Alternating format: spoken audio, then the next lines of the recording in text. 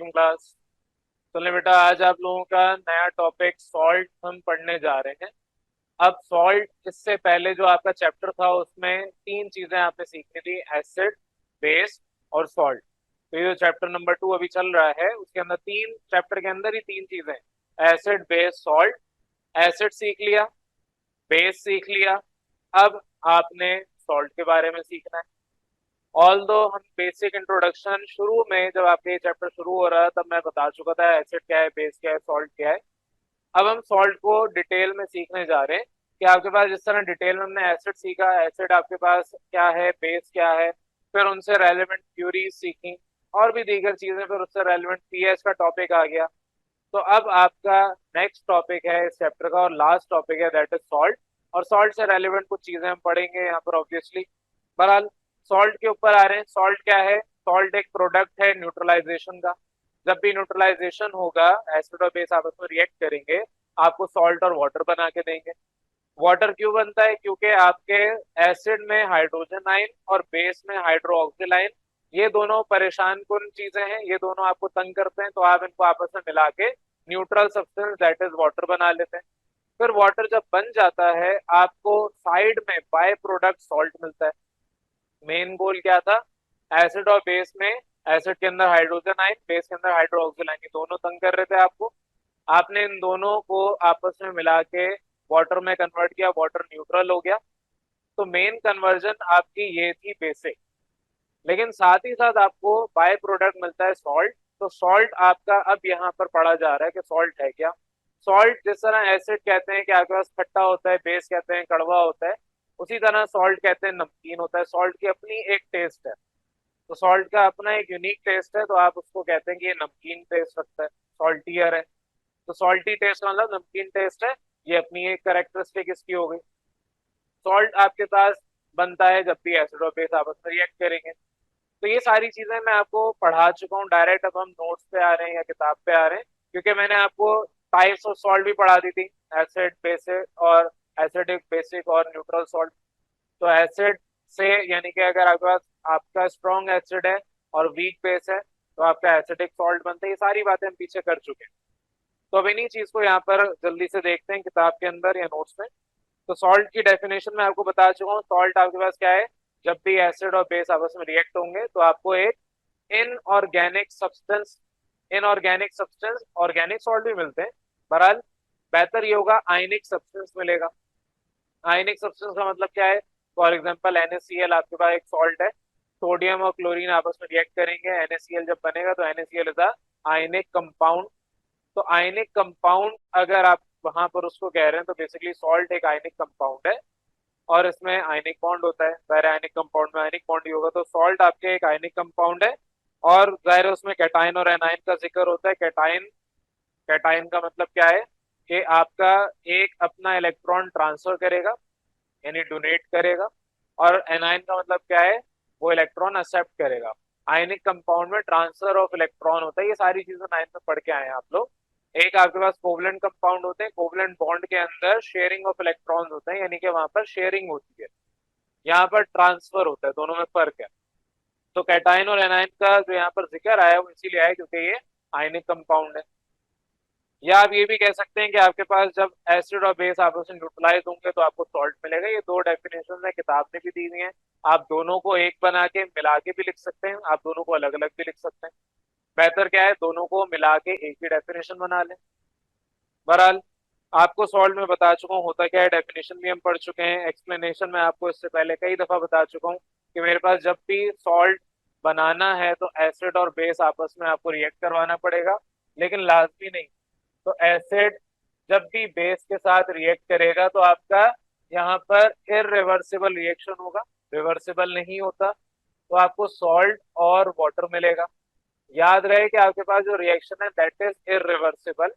Irreversible का मतलब salt और वाटर आपस में मिलके वापस एसिड और बेस नहीं बना के देंगे। तो ये आपके सिंपल से प्रिपरेशन कह सकते हैं, या आप इसको यूं भी अंडरस्टैंड कर सकते हैं कि न्यूट्रलाइजेशन से सॉल्ट कैसे आ रहे हैं।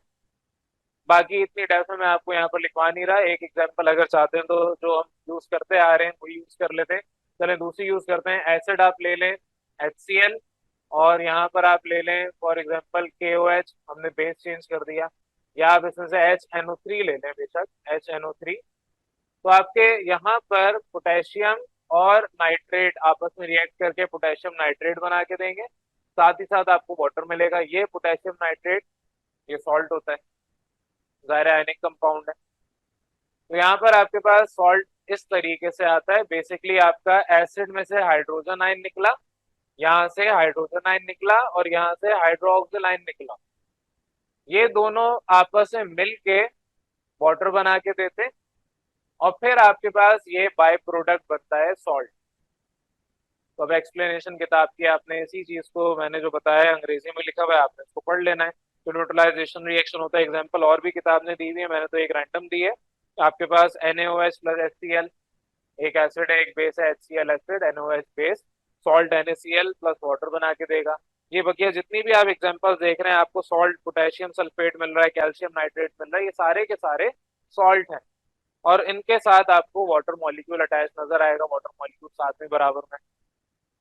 और पीछे अगर रिएक्टेंट साइड में देखें तो आपको जहां पर भी OH आयन नजर आ रहा है किसी कंपाउंड में, तो बेटा वापस आ जाए, तो जितने भी आपको यहाँ पर कंपाउंड नजर आ रहे हैं जिसमें हाइड्रोक्सिल आयन मौजूद है वो बेस है, और दूसरा जिसमें हाइड्रोजन आयन नजर आ रहा है, यानी कि हाइड्रोजन आपके पास दूसरे का अटैच्ड है, तो वो कहलाता है एसिड। ये आपको एसिड और बेस पहचानने में परेशानी नहीं होनी चाहिए। सॉल्ट क्या है, हाइड्रोजन और हाइड्रोक्सिल आयन जब निकल जाएंगे तो जो एक के पास कैटायन और दूसरे के पास एनायन बचेगा, जो पॉजिटिव चार्ज रखता होगा, जैसे कि यहाँ पर पोटेशियम अपने ऊपर पॉजिटिव चार्ज रखता है, नाइट्रेट अपने ऊपर नेगेटिव चार्ज रखता है, तो जो पॉजिटिव है वो कैटायन और जो नेगेटिव है वो एनायन होगा। ये सारी चीजें आप सीख चुके हैं, एग्जाम्पल्स क्लियर हैं, सिंपल सी चीजें हैं। करेक्टरिस्टिक पे आ जाए सॉल्ट की।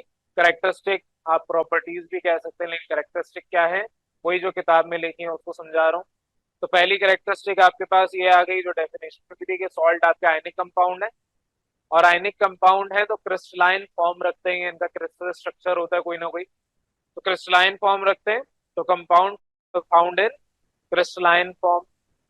तो आपके पास इनकी क्रिस्टल स्ट्रक्चर होता है, आयनिक कंपाउंड जितने भी आयनिक कंपाउंड हैं इस वजह से इनका हाई मेल्टिंग और बॉइलिंग पॉइंट भी होगा। तो दूसरी प्रॉपर्टी आ गई, दूसरी कैरेक्टरिस्टिक आ गई, इनका हाई मेल्टिंग और बॉइलिंग पॉइंट होता है। ये सारी चीजें आपने characteristic of ionic compounds 9 class में भी सीखा था। नेक्स्ट पे आ जाएं, जितने भी आपके पास सॉल्ट हैं उनके साथ वाटर ऑफ क्रिस्टलाइजेशन अटैच्ड होता है। जैसे अभी आपको मैं एक टाइप पढ़ाने वाला हूँ, डबल सॉल्ट कहते हैं, किताब में उसका जिक्र नहीं है, लेकिन आपने ये सीखा हुआ है पोटैश एलम, फिटकरी उर्दू में कहते हैं। पोटैश एलम आपके पास K2SO4 ऐसी कुछ आपके पास होता है, साथ में एल्युमिनियम और एल्युमिनियम सल्फेट होता है, एग्जैक्टली मुझे याद नहीं आ रहा। बहरहाल पोटैश एलम में आपके पास साथ में वाटर मॉलिक्यूल भी अटैच होते हैं, 24H2O, अगर याद हो फिटकरी हमने पीछे पढ़ी हुई है। इसी के साथ साथ आपका एक और फॉर्मूला अगर एक और लिखते हैं, let suppose iron sulphate Fe2SO4, iron sulphate आपका Fe2SO4 अगर होगा तो होल प्राइस वैल्यू आएगी, अदरवाइज आपके पास ये सिंपल FeSO4 भी हो सकता है, डिपेंड कर रहा है आयरन कौन सा है आपका।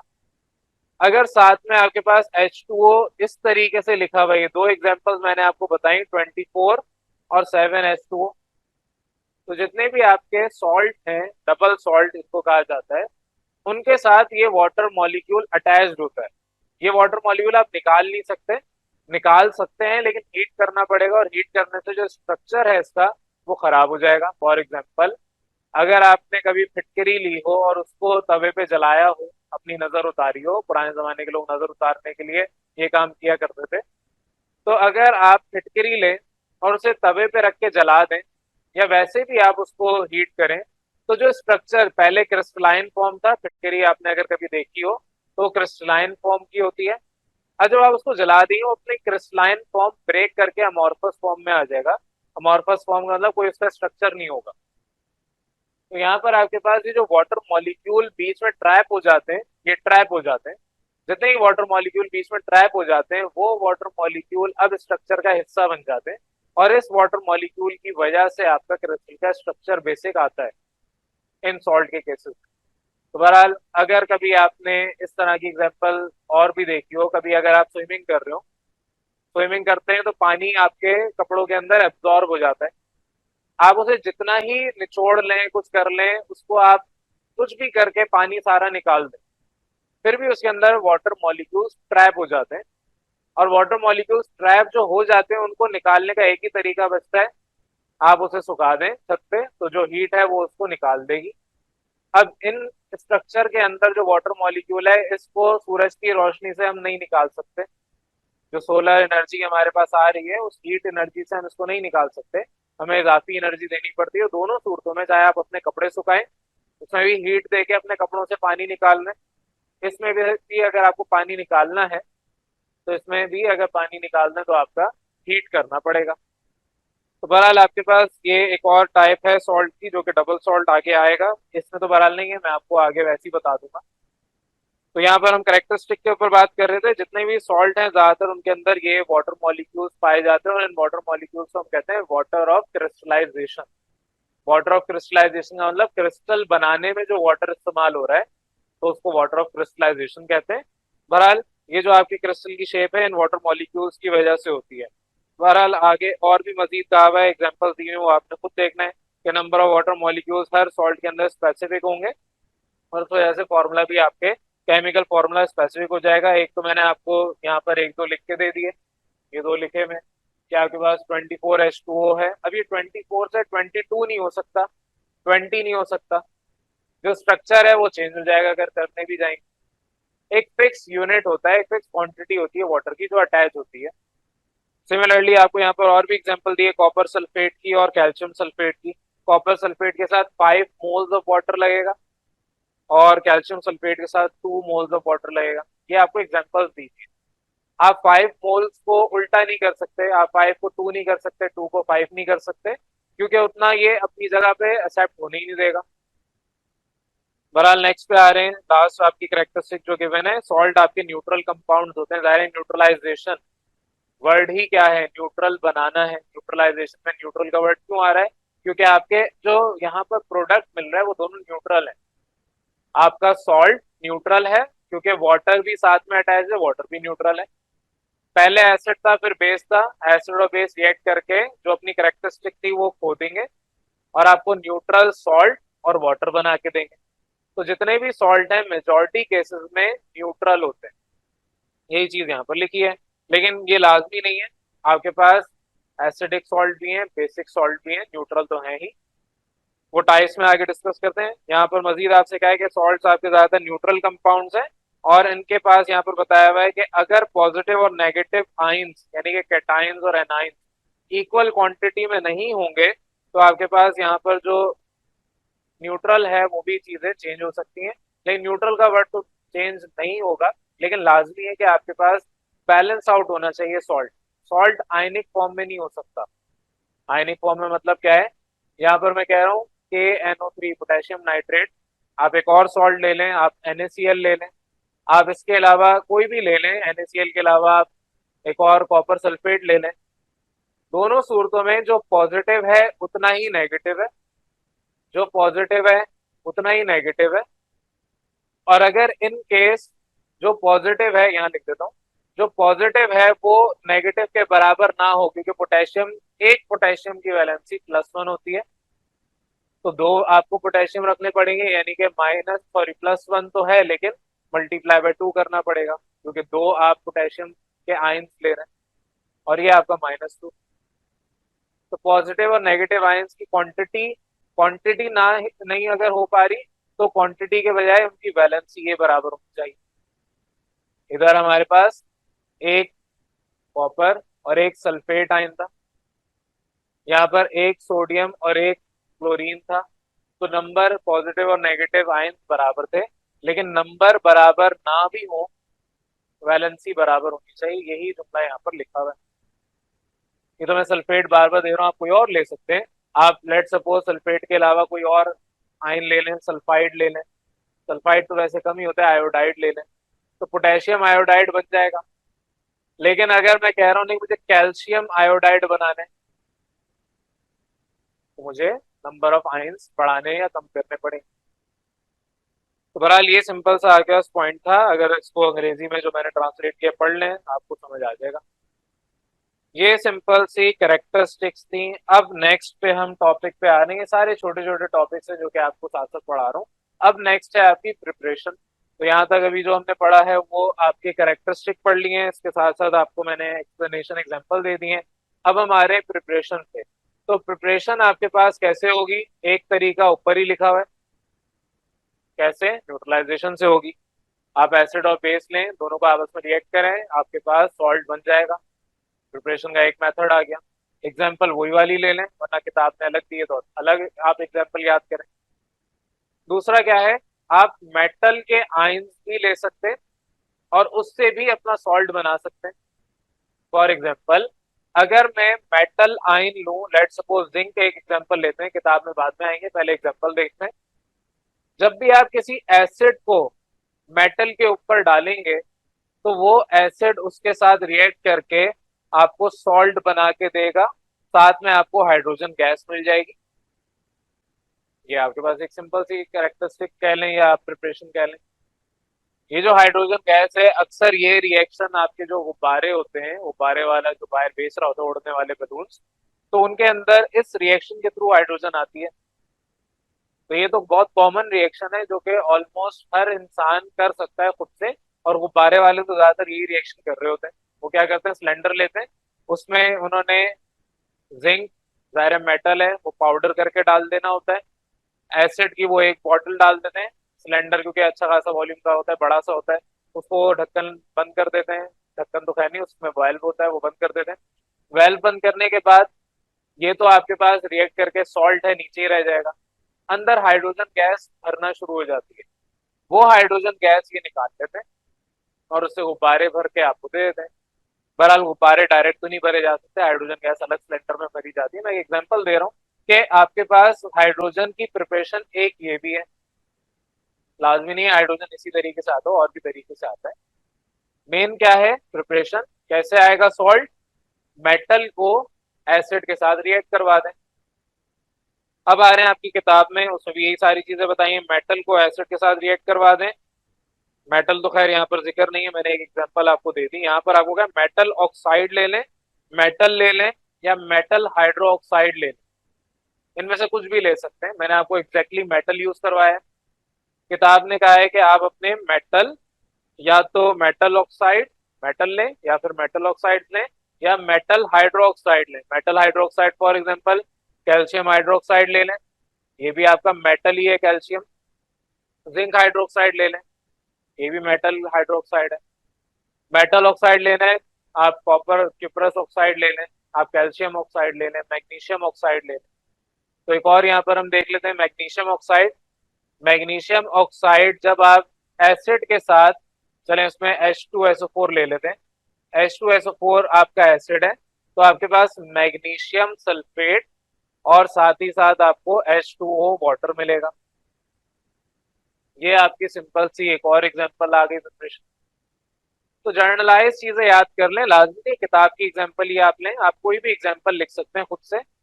मेन कॉन्सेप्ट याद होना चाहिए, मेटल, मेटल ऑक्साइड या मेटल हाइड्रोक्साइड।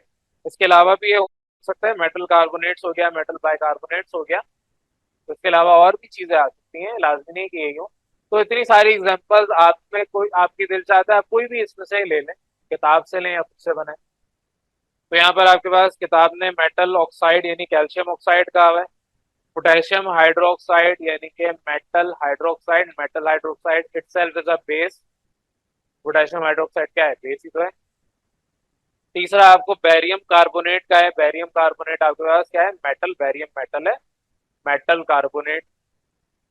इसी तरीके से आप और भी सोडियम बाइकार्बोनेट भी ले सकते थे, NaHCO3 ले सकते थे। NaHCO3 को आप रिएक्ट करवा लें H2SO4 से या HCl से या किसी भी और से, तो आपके पास वो भी रिएक्शन बन जाएगा। इवेंचुअली एट द एंड आपको वाटर मिलेगा। और अगर कार्बोनेट्स या बाइकार्बोनेट्स के साथ रिएक्शन करेंगे तो कार्बन डाइऑक्साइड भी वाटर के साथ मिलेगी। ये सिंपल से आपके रिएक्शंस हैं या प्रिपरेशंस हैं आपके सॉल्ट की। सॉल्ट कैसे आता है, metal, metal oxide, metal hydroxide, metal carbonate, metal bicarbonate, इन सब के साथ एसिड को रिएक्ट करवा दें। सिमिलरली बेस को भी रिएक्ट करवा सकते हैं मेटल के साथ, लाजमी नहीं है कि सिर्फ एसिड ही करना है। मेटल के साथ बेस को भी रिएक्ट करवा दें तब भी आपको कुछ केसेस में मिल जाता है, लेकिन ज्यादातर केसेस में आपको ये एसिड के साथ मिलता है। तो कुछ केसेस में बेस के साथ रिएक्ट करवा के भी हो जाता है, वो आपकी किताब ने ना तो जिक्र किया है ना ही जरूरत है। दो प्रिपरेशन है, पहली ये बता दी, दूसरी पहले बता चुका हूँ, न्यूट्रलाइजेशन रिएक्शन। तो एसिड और बेस आपस में रिएक्ट करके आपको सॉल्ट और वाटर बना के देते हैं। यहाँ एग्जांपल आपको NaOH और H2SO4 की गिवन है। H2SO4 एसिड है, NaOH बेस है, दोनों रिएक्ट करेंगे। यहाँ पर आपको सोडियम सल्फेट सॉल्ट के फॉर्म में बना के दिया हुआ है। तो ये सिंपल सा आपका सॉल्ट का यहाँ तक का टॉपिक था जिसमें आपने प्रिपरेशन सीखी। अब आगे आ रहे हैं कि टाइप्स पे। टाइप्स ऑफ सॉल्ट क्या है? तो टाइप्स ऑफ सॉल्ट हम पीछे पढ़ चुके हैं। वैसे टाइप्स आपने तीन सीखी है, मैं और भी बता रहा हूँ टाइप्स ऑफ सॉल्ट। याद आपने वो तीन ही करनी है जो आपको पहले से हम यहाँ पर डिस्कस करवा चुके हैं। पहली क्या है? एसिडिक सॉल्ट होता है, ये एक दफा लिख रहा हूँ, बाद में ये सॉल्ट नहीं लिखूंगा। दूसरा क्या है? Basic salt. तीसरा आपका neutral.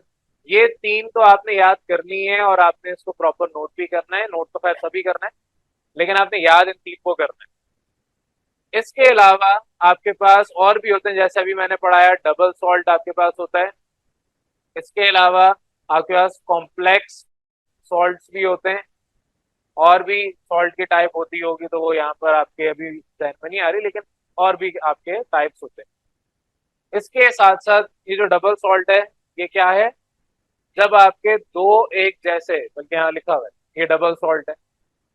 Potash alum is an example of double salt. Complex salt क्या है?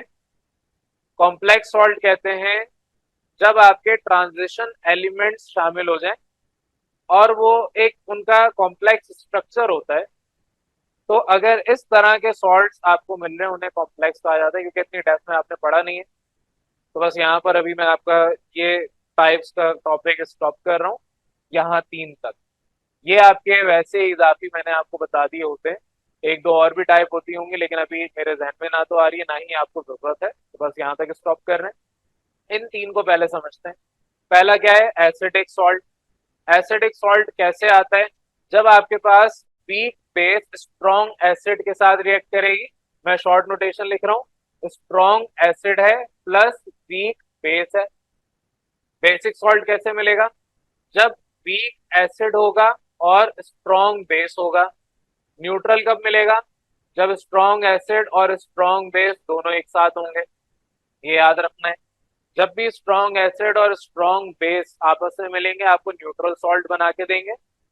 जैसे कि NaCl, NaCl is a neutral salt. इधर मैंने लिखा नहीं है, नॉर्मली आपकी इक्वेशन आपको याद होनी चाहिए, इधर लिख रहा हूं मैं।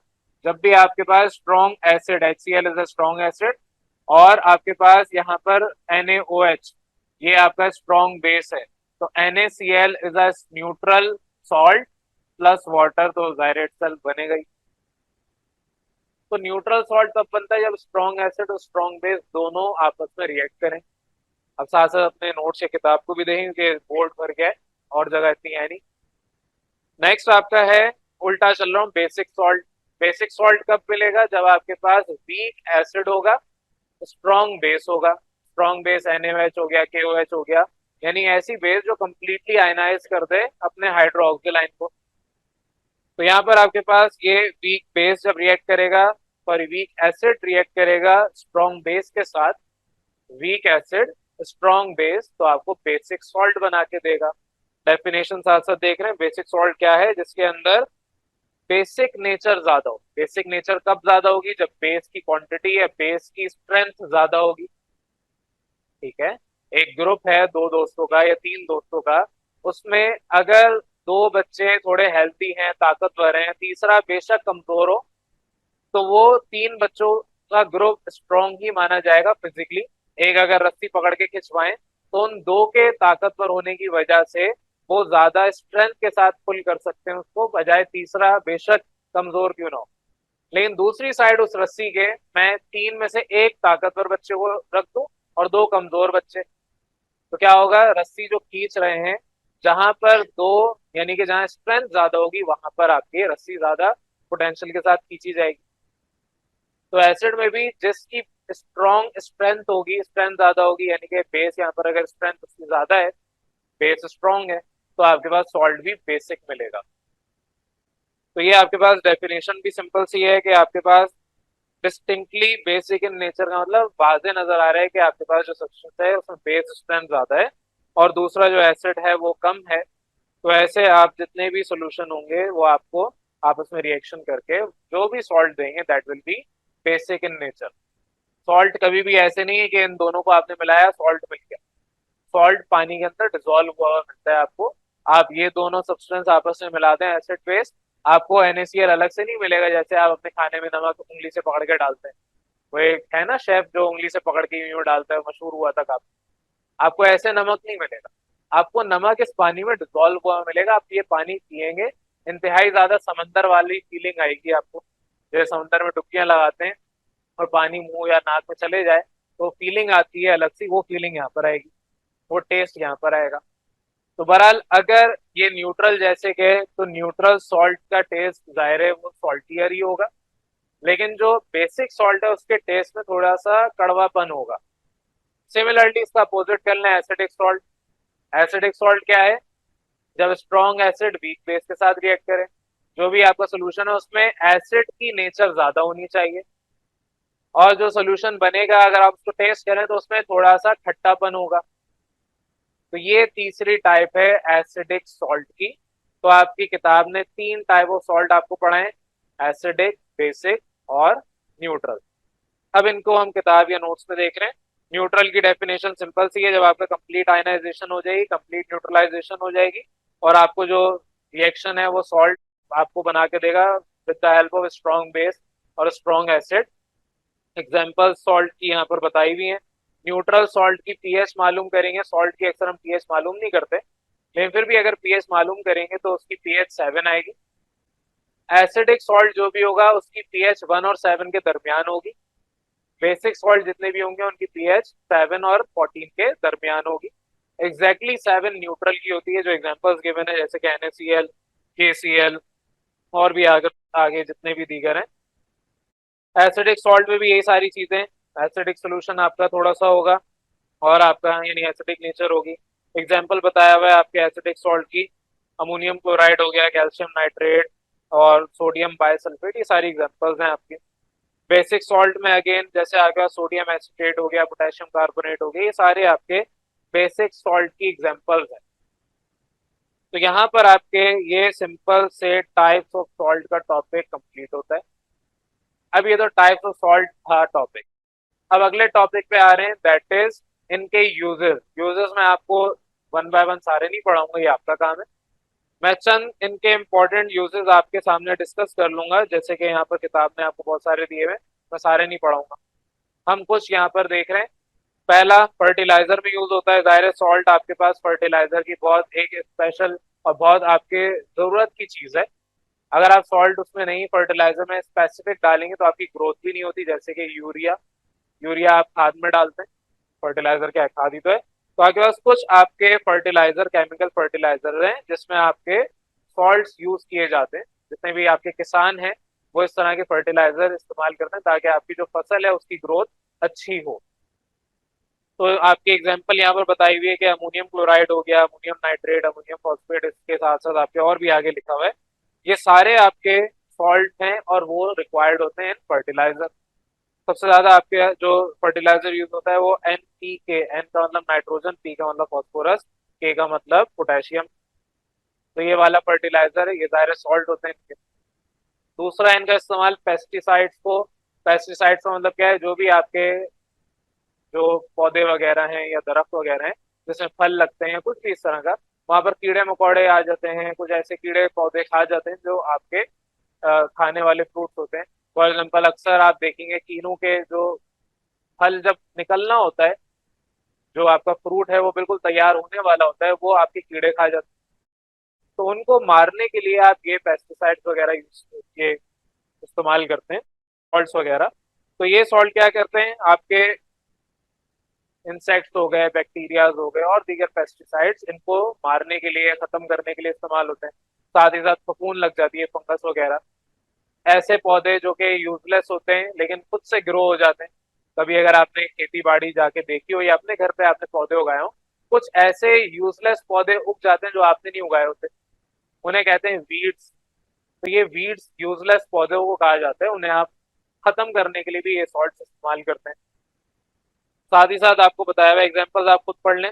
साथ ही साथ आपको बताया हुआ है मेडिकल फील्ड में भी इनका इस्तेमाल होता है। मेडिकल फील्ड में कैसे, कुछ यहाँ पर बता रहा हूँ, बाकी आपको खुद पढ़ना है। प्लास्टर ऑफ पेरिस एक नाम आपने सुना होगा, इसको हम नॉर्मली उर्दू में कहते हैं प्लस्तर लगा हुआ है। अक्सर प्लस्तर हमारे छतों पे लगा होता है, या कभी हड्डी टूट जाए तो हम हाथ पे प्लस्तर लगा लेते हैं। प्लस्तर क्या है, वो प्लास्टर ऑफ पेरिस बेसिकली एक सॉल्ट है, वो आपका कहलाता है मिक्स्ड सॉल्ट। मुझे भी जहन में शायद मिक्स सॉल्ट कहते हैं, एग्जैक्टली नाम नहीं याद आ रहा, मिक्स्ड सॉल्ट कहते हैं। तो मिक्स सॉल्ट का मतलब क्या होता है, कैटाइन और एनाइन है लेकिन मिक्स है। एनाइन की क्वांटिटी ज्यादा हो जाती है, कैटाइन की क्वांटिटी ज्यादा हो जाती है। तो एक एग्जांपल, क्योंकि प्लास्टर ऑफ पेरिस की आ गई, तो प्लास्टर ऑफ पेरिस की तरह का एक और होता है ब्लीचिंग पाउडर। ब्लीचिंग पाउडर मेरे ख्याल से ये मिक्स सॉल्ट सही बता रहा हूँ, नहीं बहरहाल ब्लीचिंग पाउडर में आपके पास ये मिक्स सॉल्ट की कैटेगरी एक और है, एक और टाइप है। वापस आ रहे हैं, आपके पास यहाँ पर कैल्शियम सल्फेट, जिसको आप प्लास्टर ऑफ पेरिस भी कहते हैं। प्लास्टर ऑफ पेरिस एक केमिकल फॉर्मूला अलग है, उसमें कैल्शियम सल्फेट पाया जाता है। तो ये जाहिर है बहुत ज्यादा इस्तेमाल में होता है मेडिकल फील्ड में, मतलब क्या हड्डी टूटेगी जोड़ने में उसको लगाएंगे। नेक्स्ट आपके पास यहाँ पर बताया हुआ है कि जिन लोगों को, जो पेशेंट्स हैं जिनको एनीमिया हो जाता है, उनके अंदर आयरन डेफिशिएंसी हो जाती है, तो उसमें आयरन सल्फेट ये एक सॉल्ट है। आज ही मैं आयरन सल्फेट से अपना केमिकल बना के आ रहा हूँ, अपनी रिसर्च करके आ रहा हूँ। तो वो आपका एक सॉल्ट है जो कि हम इस्तेमाल करते हैं। ये तो खैर मेडिकल के हवाले से बात हो रही है, तो वहां पर अगर किसी में आयरन डेफिशिएंसी हो जाए तो उसको आयरन पिल्स दी जाती हैं ताकि वो गोलियां खाए और अपने अंदर जो भी डेफिशिएंसी है वो पूरी करे। नेक्स्ट आपको बताया है सोडियम बाइकार्बोनेट, जिसको सोडियम हाइड्रोजन कार्बोनेट भी कहते हैं। ये एंट एसिड, एंट एसिड यहाँ पर एंटी एसिड लिखा है, ये एंटी एसिड नहीं होता, एंट एसिड होता है। ये चूंटियों के अंदर पाया जाने वाला एसिड नहीं है, एंट एसिड का मतलब ये बिल्कुल नहीं होता। एंट एसिड वो एसिड होता है जो कभी अगर हमारे अंदर एसिडिटी बढ़ जाए, स्टमक ज्यादा एसिड प्रोड्यूस करना शुरू कर दें, या हम कोई ऐसा खाना खा लें जो एसिडिक इन नेचर है, तो हमें इस तरह की दवाइयां खानी पड़ती हैं ताकि आपके ये अंदर न्यूट्रलाइजेशन, तो बेसिकली ये आपके अंदर न्यूट्रलाइजेशन करते हैं, पीएच लेवल मेंटेन करते हैं। तो ये आपके एंट एसिड में सोडियम हाइड्रोजन कार्बोनेट या सोडियम बाइकार्बोनेट, ये एक सॉल्ट है, ये इस्तेमाल होता है। नेक्स्ट आ जाए, अच्छा ये जो पेट के हवाले से आपकी किताब ने आपको एंड में साइंस सोसाइटी और ये सारी चीजों के बाद एक लिख के दिया हुआ है कि स्टमक के अंदर एसिड जो होता है हमारा, वो बहुत पावरफुल एसिड है, स्ट्रॉन्ग एसिड है। जितने भी खाने उनको डाइजेस्ट करने के लिए यूज होता है, ये आगे भी डिटेल में बहरहाल हम पढ़ेंगे, लेकिन ये आपने खुद से पढ़ना है। जितने भी डू यू नो या टेस्ट योरसेल्फ आपकी किताब में दिए हैं वो सारे आपने खुद पढ़ने हैं। नेक्स्ट पे आ रहा हूँ, बैरियम सल्फेट। बैरियम सल्फेट आपके पास यहाँ पर बताया हुआ है कि एक्सरे वगैरह के लिए हम इस्तेमाल करते हैं। तो जब भी हम अगर अपने आंतों का एक्सरे करवाने या पेट का एक्सरे करवा रहे हैं, तो हम बैरियम सल्फेट पहले लेते हैं ताकि हमारे अंदर जो ऑर्गन्स हैं जो इतने विजिबल नहीं होते, जो कि आपके नाजुक कह लें, तो इस तरह के जितने भी वीक ऑर्गन्स हैं उनको ये विजिबल कर देता है। वीक तो खैर नहीं, सॉफ्ट ऑर्गन यहाँ पर जुमला दुरुस्त है। तो आप ये गोली खाते हैं, बैरियम सल्फेट एक सॉल्ट है, ये आप जब लेंगे तो आपके जो सॉफ्ट ऑर्गन्स हैं जैसे कि आपकी आंतें हो गई, पेट हो गया, ये आपके विजिबल हो जाएंगे खाने के बाद एक्सरेज। ये मेडिकल फील्ड में इसका इस्तेमाल है। नेक्स्ट और लास्ट आपका यहाँ पर आ रहा है, डिसइंफेक्टेंट के तौर पे भी आप यूज करते हैं। डिसइंफेक्टेंट का मतलब कभी चोट लग जाए तो आप इसको लगा दें तो आपके जो जरासीम है वो जख्म को खराब नहीं करेंगे। यहाँ पर आपको बताया हुआ है पोटेशियम पर मैग्नेट है, ये आपके बैक्टीरिया को मारने के लिए इस्तेमाल किए जाते हैं।